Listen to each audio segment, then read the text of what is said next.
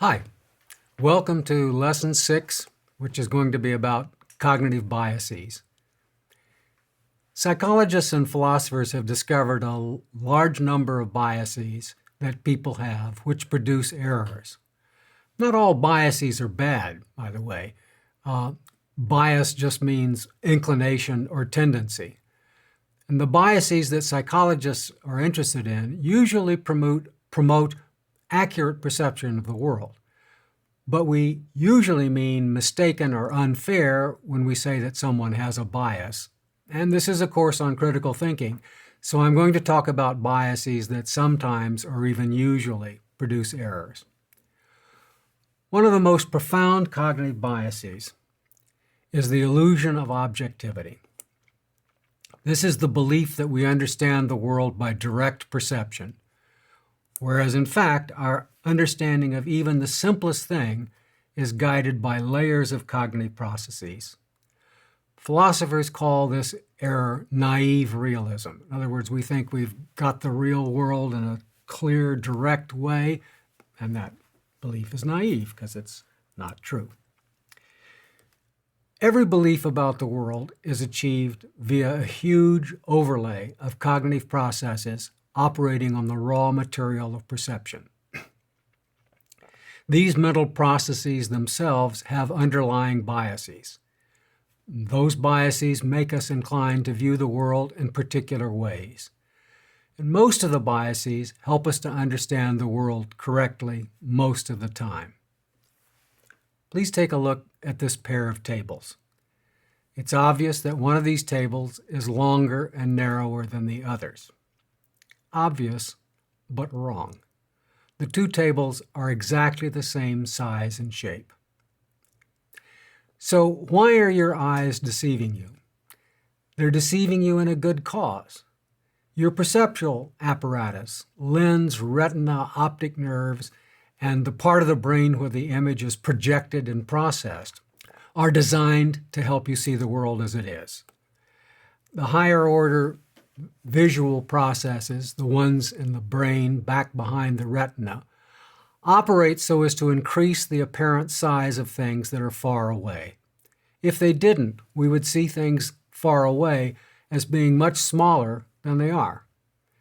The perceptual system is trying to achieve what's called size constancy. Our brains doctor the evidence so that things known to be far away seem larger than the image on the retina. That's crucial in the real world. But those tables are not the real world. They've been drawn so that our perceptual machinery decides for us that we're looking at the end of the table on the right and the side of the table on the left. This has the effect of lengthening the table on the right and broadening the table on the left. When you see a table in real life, the adjustment the brain makes to the appearance of the image on the retina is a distortion of what's actually there, but that bias helps us to see the world as it is. But in an artificial world, that same biased operation can cause us to make errors. Not until the 20th century was it understood that perception has as much to do with programs in the brain as with images on the retina. Please read about a fictitious person named Howard. Howard spent a great amount of his time in search of what he liked to call excitement. He had already climbed Mount McKinley, shot the Colorado Rapids in a kayak, driven in a demolition derby, and piloted a jet-powered boat without knowing very much about boats. He had risked injury and even death a number of times. Now he was in search of new excitement. He was thinking perhaps he would do some skydiving or maybe cross the Atlantic in a sailboat. By the way he acted, one could readily guess that Howard was well aware of his ability to do many things well. Other than business engagements, Howard's contacts with people were rather limited. He felt he didn't really need to rely on anyone. Once Howard made up his mind to do something, it was as good as done, no matter how long it might take or how difficult the going might be. Only rarely did he change his mind, even when it might well have been better if he had. So, does Howard seem to be an attractive, adventurous sort of person or an unappealing, reckless sort of person? If several minutes before you read that paragraph you had been exposed to words like self-confident, independent, persistent, you would likely have rated him as an attractive, adventurous sort of person. Those words conjure up what's called a schema or a template. In this case, a schema of an active, exciting, interesting person.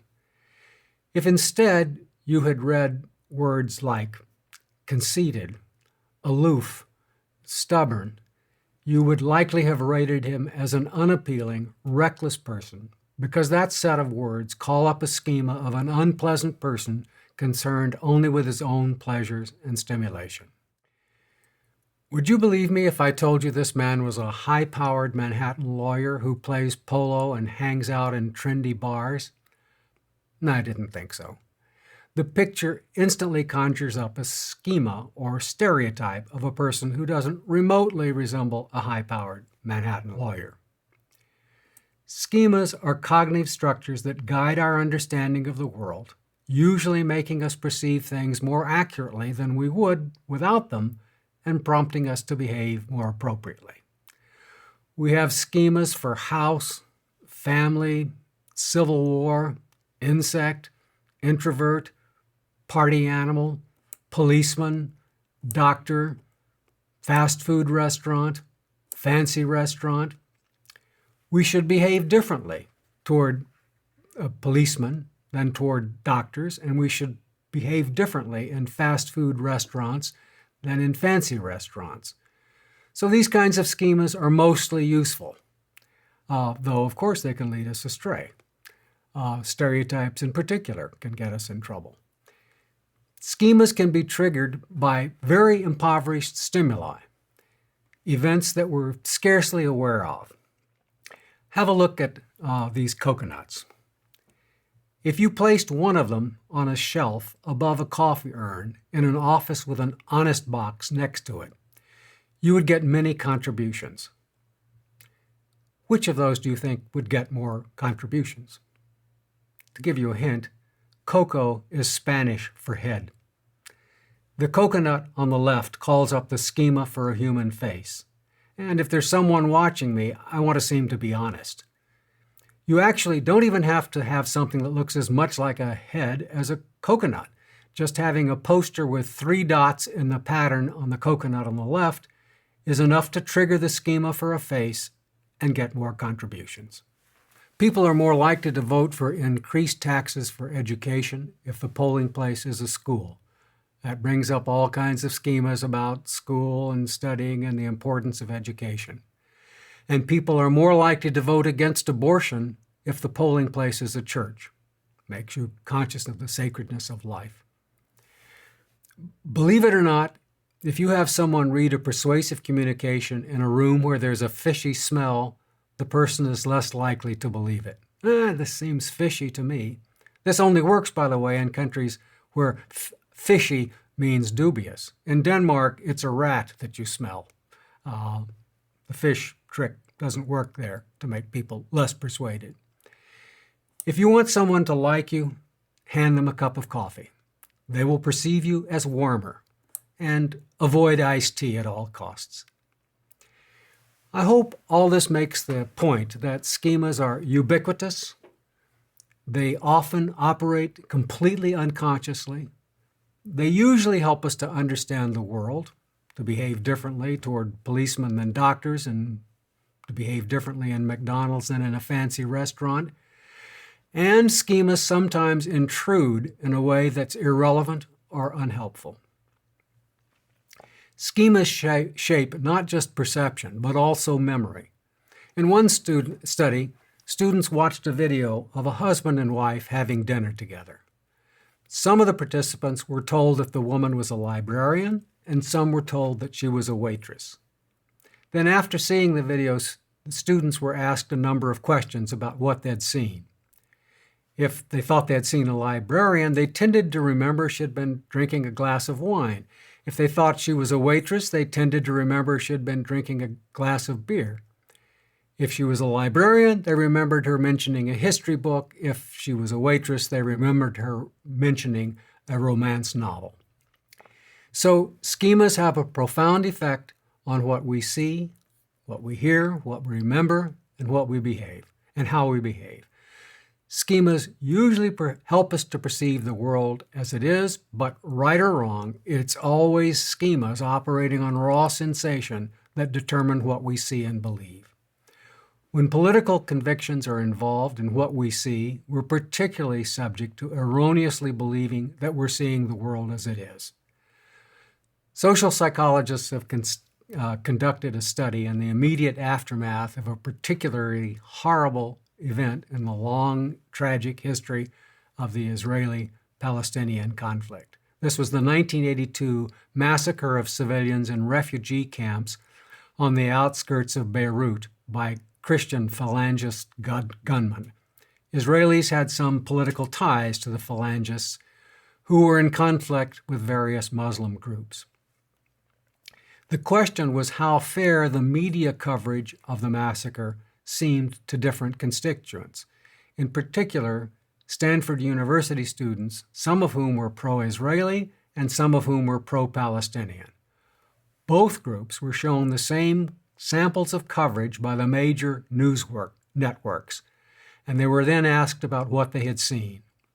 Both saw the coverage as decidedly biased in favor of the other side.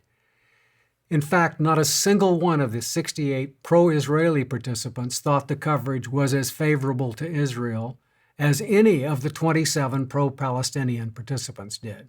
Moreover, and this is what's really important, both groups came away convinced that nonpartisan viewers would become more favorable to the other side as a result of what they saw. What this means is that since people tend to think of their own understanding of events not as a take, but as a direct, accurate readout of what's going on, anyone who tries to offer an even-handed account of events will tend to be seen as biased and hostile to their interests. Right-wingers in the U.S. talk about the lamestream media, who can't be trusted, and people on the left are angry that the major news outlets maintain what they regard as a mindless neutrality by giving the same coverage and treatment to extreme right views as to the sensible, much more centrist views offered by their side of the political spectrum. And in general, people who see the world as radically different from the way we do are stupid, crazy, or hopelessly biased by their wrong views of the world. If my belief was wrong, I wouldn't have it. So if your belief is different from mine, it's wrong. The comedian George Carlin used to ask his audience, "Did you ever notice that someone driving slower than you is an idiot, and everyone driving faster is a maniac?" In the next segment, we'll talk about what's called heuristics, mental tools that we use to understand the world.